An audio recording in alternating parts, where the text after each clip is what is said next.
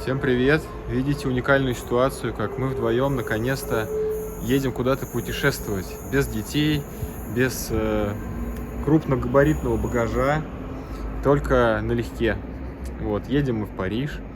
Надеемся, что наш рейс не отменят из-за протестов ни туда, ни обратно.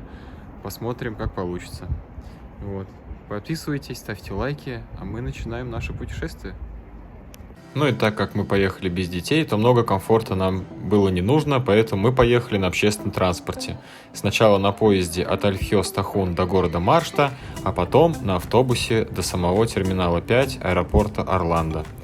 Пройдя зону досмотра, мы практически сразу оказались в дьюти-фри. Тут, конечно, можно было купить все на любой вкус. От водки Абсолют, заканчивая шведскими сладостями и сувенирами, и даже нагрудниками.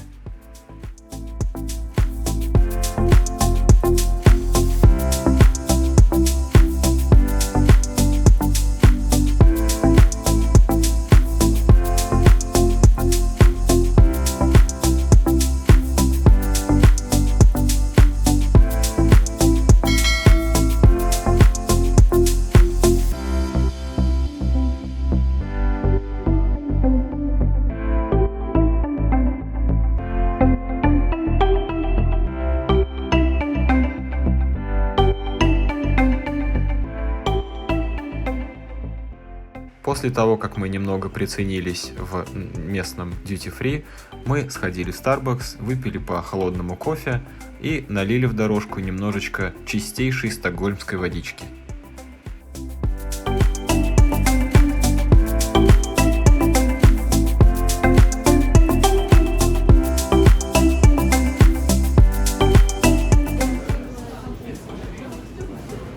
Стокгольм нас провожал дождливым, но солнечным днем.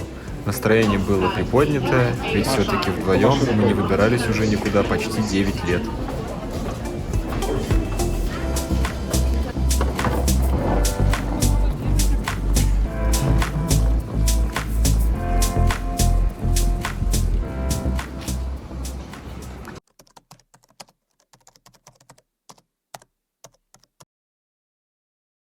Ну а здесь мы уже свежие отдохнувшие завтракаем в Париже в нашем отеле.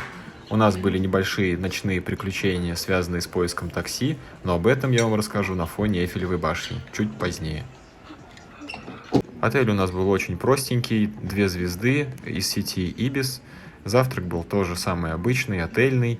Единственное, там не хватало, конечно, бекона и поджаренных яиц. Но в целом все было достаточно вкусно. Несмотря на все негативные прогнозы погоды, которые мы смотрели до нашего приезда в Париж, с погодой нам повезло, и он сразу нас встречал большим количеством зелени и солнца.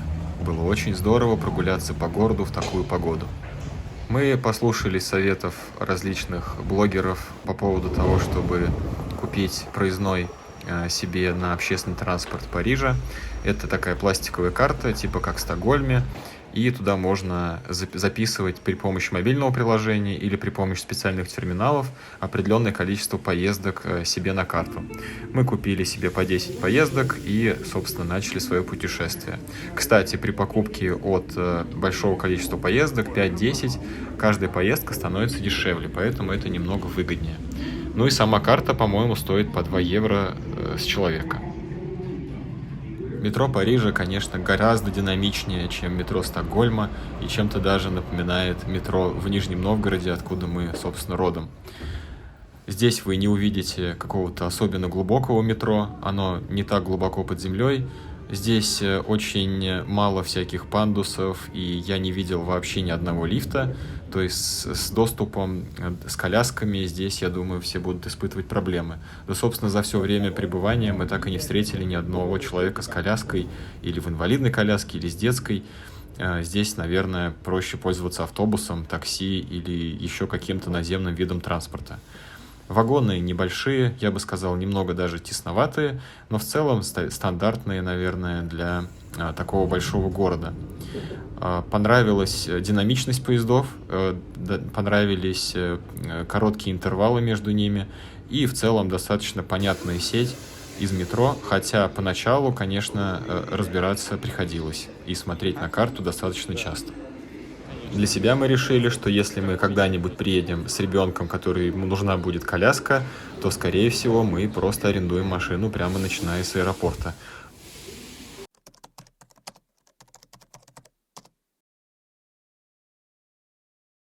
Сразу на выходе из метро ты уже начинаешь поражаться количеству зелени и наличию красивых домов в самом центре города. Это, конечно, непередаваемое ощущение, и вряд ли это возможно передать камерой. Это нужно почувствовать.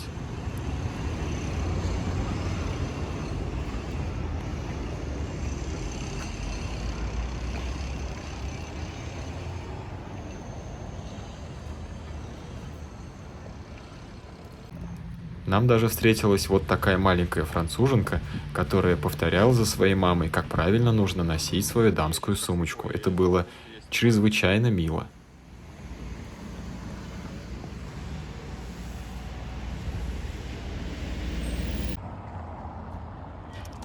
Город, конечно, сразу очаровывает своими большими площадями и широкими проспектами. Хотя, если мы провалимся в какую-нибудь небольшую подворотню, то сразу же на нас начинает немножко наседать теснота местных улиц, и ты понимаешь, что город больше для машин и для автомобилистов, нежели для пешеходов. Тротуары узенькие, а пройти с коляской, ну, я вообще уже молчу. Слава богу, мы были одни.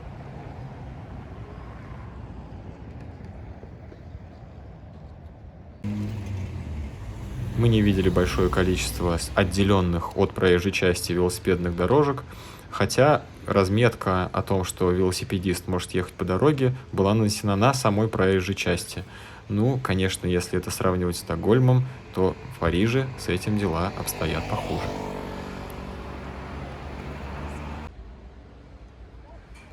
Также в центре Парижа мы наткнулись на вот такой удивительный элемент парижской жизни. Это прачечная. То, что мило каждому сердцу любого стокгольмца, есть и в Париже. Здесь вы за денежку можете постирать свое бельишко в одной из стиральных машин, ну и, конечно же, посушиться.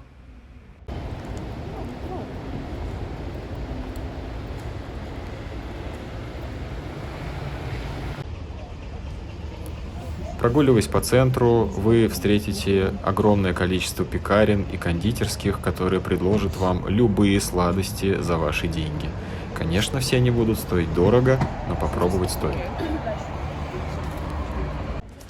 Прогулявшись немного дальше, мы оказались около музея армии, напротив которого была огромная площадь с проспектом, где ездили машины, а также отдыхали горожане на прекрасных ухоженных газонах, где, собственно, позднее мы и отобедали.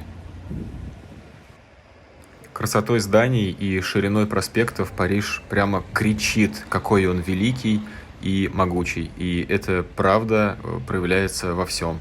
Ну, наверное, неспроста, так как все мы знаем, что Франция — это великая держава, которая многим обязана своими успешными войнами, которые она в свое время проводила.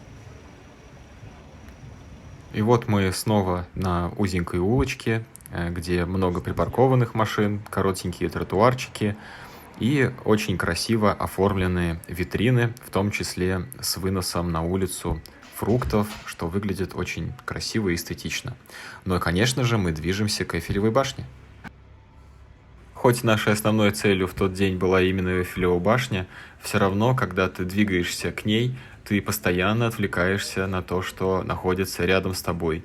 Будь это какие-то красивые монументы, или церкви, или просто дом, с которого с каждого балкона висят какие-то лианы, пальмы и прочее. Ну, это просто фантастической красоты место. Но все равно до башни мы дошли, и она произвела еще большее впечатление, когда ты подходишь к ней ближе.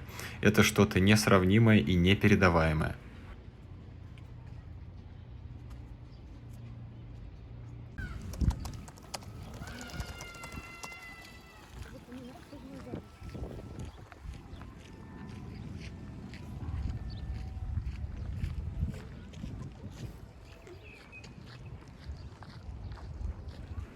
Ты просто стоишь, смотришь на башню и не можешь перестать улыбаться. Это необъяснимое впечатление, что ты находишься около одного из самых известных и распиаренных чудес света.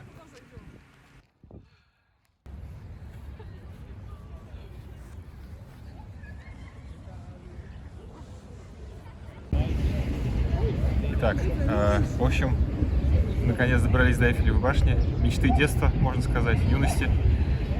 Всем привет передаем отсюда. Очень здорово. Мы в восторге. Уже наделали фотографии, запилим какие-нибудь рилс в Инстаграме, поэтому подписывайтесь на наши соцсети. Там бывает что-нибудь интересненькое. Вот. Хотелось бы поделиться первыми впечатлениями о Париже, которые поначалу были очень мрачными, потому что приехали мы ночью, и у нас были проблемы с вызовом такси. Об этом я писал в стори в своем Инстаграме. В общем, мы ожидали, что мы вызовем Uber или Bolt такси, которое стоило там что-то в районе 22 евро от аэропорта Орли. Но получилось так, что целый час мы блуждали и пытались понять, где нам нужно ждать такси и где нас ожидают видеть для подбора, так скажем, таксисты. В общем, некоторые из них соглашались на заказ, некоторые отклоняли заказ, но все пытались с нами поговорить на французском, на английском они на контакт шли плохо, в чате через английский общаться отказывались. В общем, так себе, поэтому мы взяли государственное такси, так скажем, местных лицензированных таксистов, отстояли очередь на это такси и доехали, в общем, 15 минут. За 15 минут поездки мы заплатили 35 евро. Типа фиксированная ставка от аэропорта до нашего отеля. Но как бы это было мало. Потому что на общественном транспорте нам почему-то местные провожатые, которые были в аэропорту, насчитали 28 евро, и это только до какой-то остановки в Париже. И еще нам нужно было делать пересадку, и непонятно, была ли она тоже там с доплатой или нет.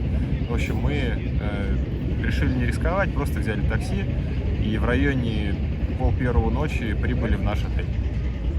Так, ну и хотел еще сказать по поводу таксистов. Он был очень рад, что ему платят наличкой, и, соответственно, мы его спросили, можно ли картой. Он сказал, конечно же, нет. Я люблю еврики, сдача у меня всегда найдется. В общем, поэтому перед посадкой в такси, даже вот в этом муниципальном, или как оно там, не знаю, называется, обязательно спрашивайте, чем будете платить и как, и все вот это договаривайтесь на берегу, потому что здесь наличку очень любят. Видимо, им это позволяет побольше заработать, спрятаться там от каких-то вещей типа налогов, может, я не знаю. И берите с собой наличные деньги, очень пригодится. Не здесь. Так как башня была одним из самых главных пунктов нашего путешествия в этот день, мы, естественно, провели около нее большое количество времени, обойдя ее со всех сторон, посмотрев все сувениры, которые продаются вокруг. В общем, наслаждайтесь.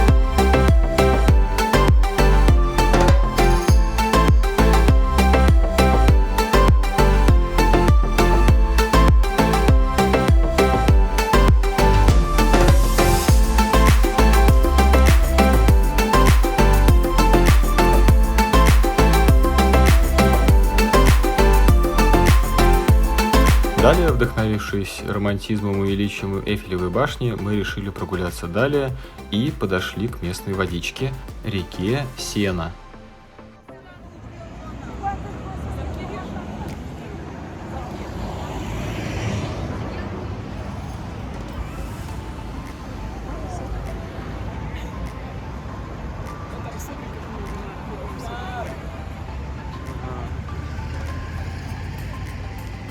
Набережная Эйфелевой башни также переполнена туристами, желающими прокатиться на лодочке, тем более в хорошую погоду.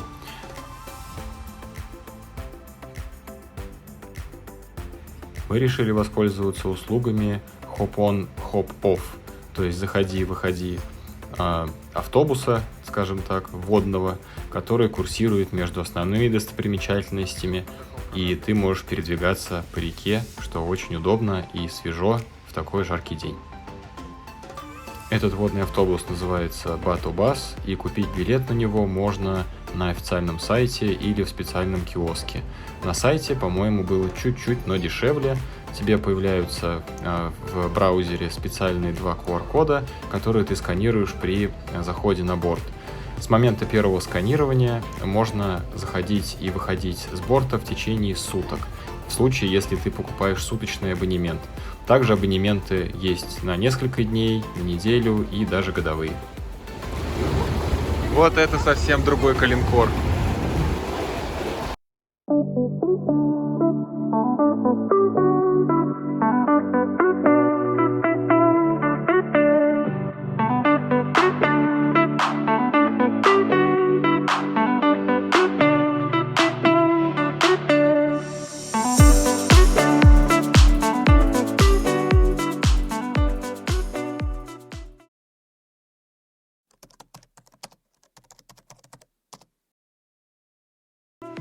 Следующей нашей остановкой был мост имени Александра III, который был заложен в ознаменование Франко-Русского союза императором Николаем II в октябре 1896 года и назван в честь его отца, императора Александра III. Во многих путеводителях мост Александра III описывается как самый изящный в Париже. Декоративная отделка моста с фигурами пегасов, нимф и ангелов представляет собой яркий образец изящного искусства и имеет много общего с оформлением раскинувшихся справа Гранд-Пале.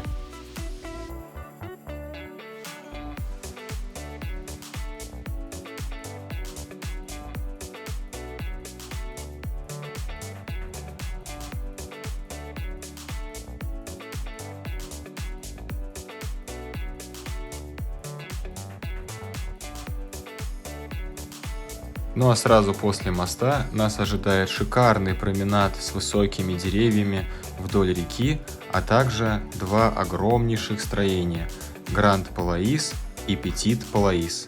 В последний мы смогли зайти, а в Гранд Палаис зайти нельзя, потому что он находится на реновации, к сожалению.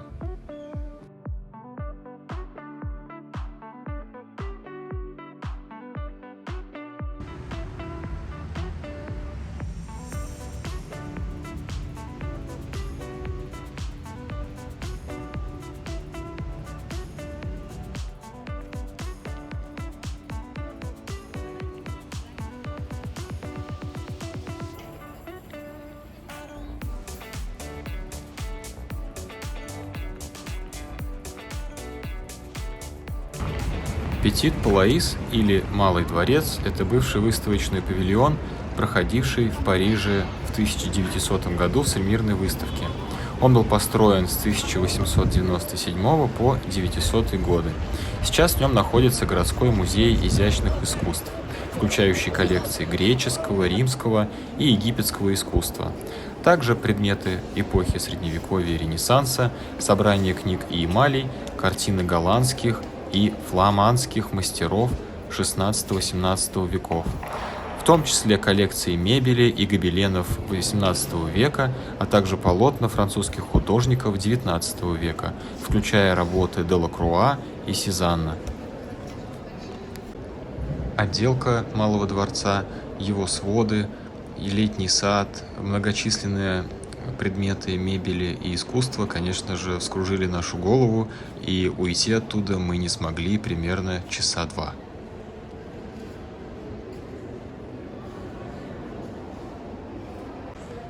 Кстати говоря, за просмотр экспозиции с нас не взяли ни 1 евро.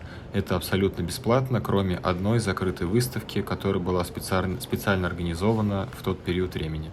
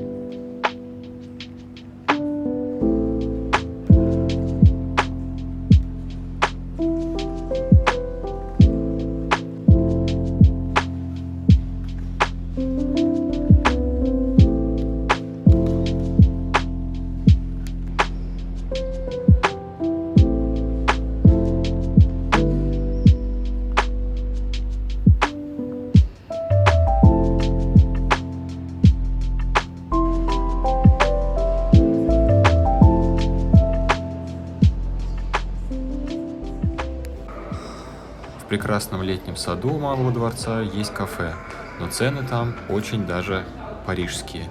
Обычный салат стоит в районе 20 евро.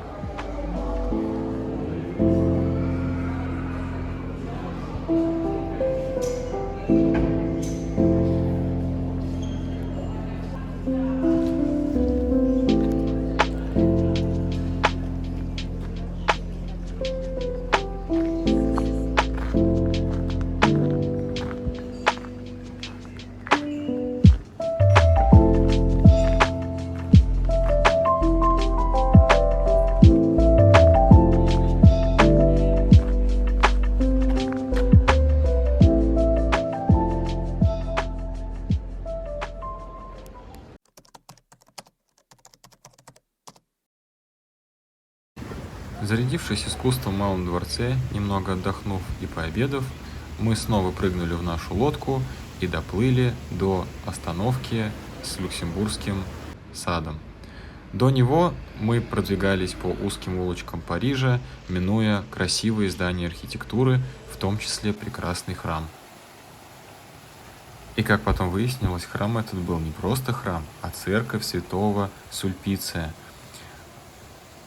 Между прочим, во времена правления Людовика XIV это была самая большая после собора Нотр-Дам приходская церковь Парижа.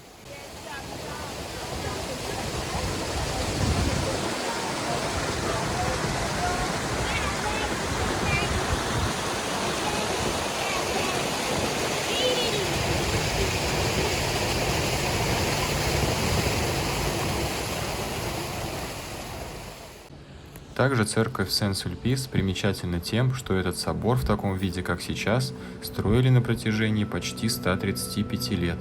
И хотя строительство велось так долго, все равно осталось незавершенным. Ввиду нехватки финансов, одна башня так и осталась недостроенной, поэтому церковь называют асимметричной. До недавнего времени эта церковь не была столь популярна среди туристов и совсем не входила в число самых посещаемых мест Парижа. Но после выхода в свет книги Дэна Брауна «Код да Винчи» в пик туристического сезона здесь сплошное столпотворение. Поклонники романа хотят своими глазами увидеть и проверить все написанное Брауном.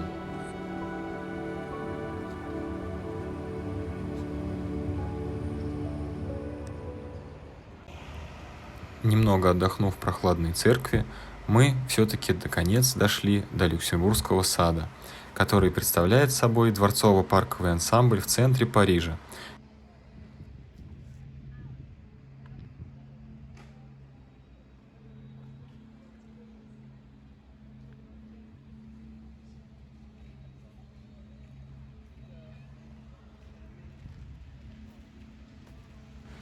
Бывший королевский, а нынче государственный дворцовый парк в парижском Латинском квартале занимает площадь 26 гектаров. В парке расположен Люксембургский дворец, в котором заседает Сенат, вторая палата французского парламента.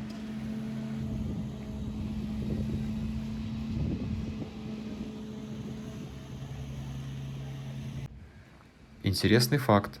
Часть растений сада, например, теплолюбивые пальмы, выращивают в катках и горшках. На зиму их переносят в теплые помещения. Это просто капец.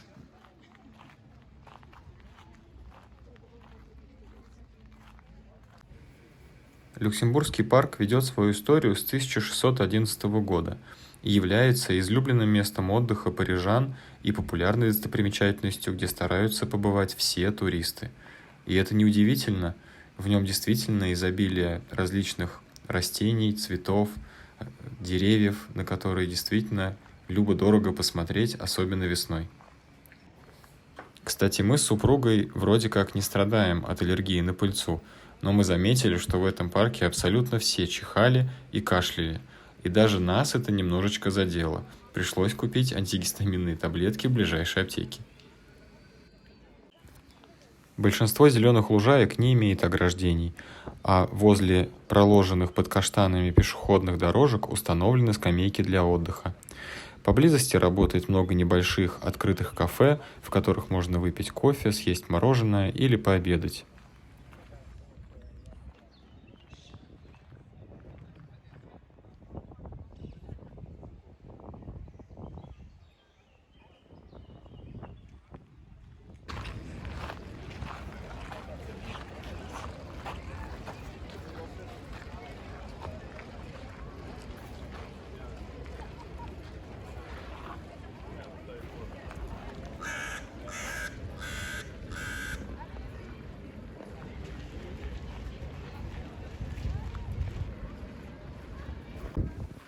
Перед основной достопримечательностью Люксембургского парка, Люксембургским дворцом, находится большой фонтан, возле которого всегда много людей. Они приходят, чтобы запустить в круглом пруду небольшие, изящно сделанные парусники и яхты. Родители с детьми берут кораблики в прокат, чтобы их чада могли вдоволь наиграться.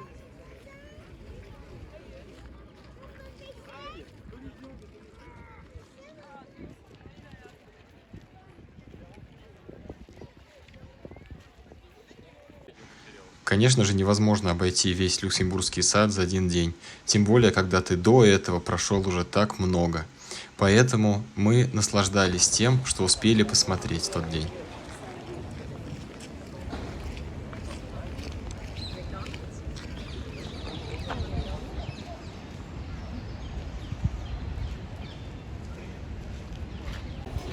Кстати говоря, мне лично очень понравилась вот эта идея во Франции с отдельно стоящими стульями, которые ты можешь комбинировать так, как тебе нужно.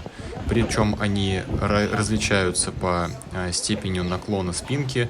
Ты можешь сидеть в полулежачем положении, в сидячем положении, в зависимости от того, чем ты занят. Многие, в принципе, даже используют два стула для того, чтобы на одном сидеть, а на второй класть ноги. Ну что, комфорт? Почему нет?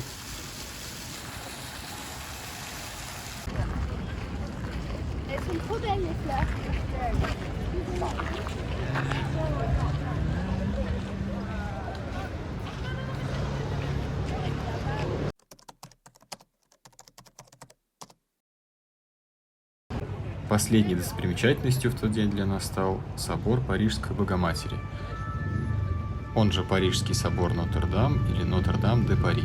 Это католический храм в центре Парижа, один из символов французской столицы. Готический собор возводился по инициативе парижского епископа Мариса де Сюли в период 1163 по 1345 годы. Как известно, наверное, всему миру, собор сильно пострадал от пожара 15 апреля 2019 года, когда сердца сотен миллионов людей по всему свету буквально замерли, когда коварный пожар, приключившийся в то время, принялся пожирать собор Парижской Богоматери, что называется, в прямом эфире. До 400 пожарных самоотверженно боролись за спасение Нотр-Дам-де-Пари, и благодаря их героическим усилиям пожар удалось остановить, хотя храму и был нанесен серьезнейший ущерб. Сейчас собор находится на реконструкции, перед ним установлена такая большая многоуровневая лавочка, где посетители могут просто полюбоваться хотя бы фронтальной частью собора. И также вдоль собора установлена экспозиция, рассказывающая о последствиях пожара, о пожаре, о том, что было утеряно и как происходит процесс реставрации.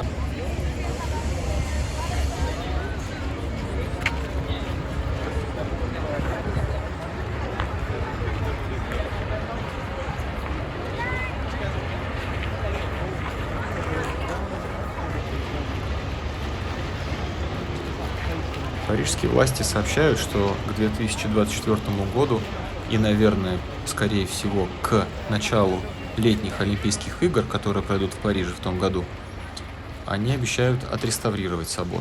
Будем надеяться на лучшее. Ну, а на этом у нас с вами все. Спасибо, что досмотрели это видео до конца. Ставьте лайк, подписывайтесь на канал. Всего вам доброго и побольше путешествий. Пока-пока.